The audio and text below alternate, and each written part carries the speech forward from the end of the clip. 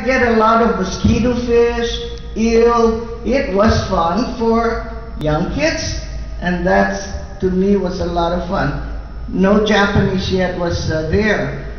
So then they needed more space to do farming because the family members got together, and the minute they got there, the men were digging bokungo, so that everybody would fit in, at least 3 or 4 families, including the Diaz family. So while we were there,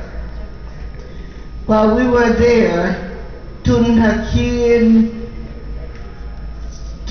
Charot, they call him, the Titano family.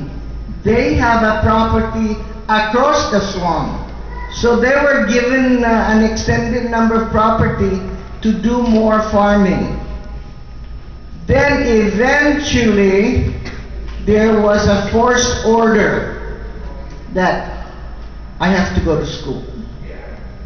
There was a forced order that the women, my sister who was much older than I was, had to join the Selindan, they're called, the women. And they were made to work, hard work, where NAS is now, Halawak.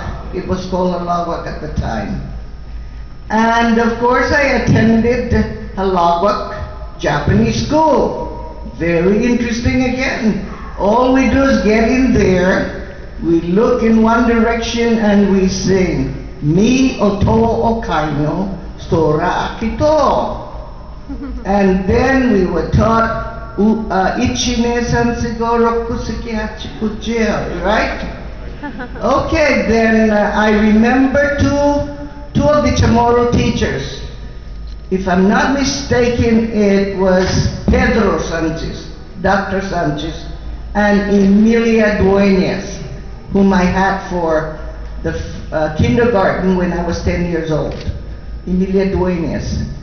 So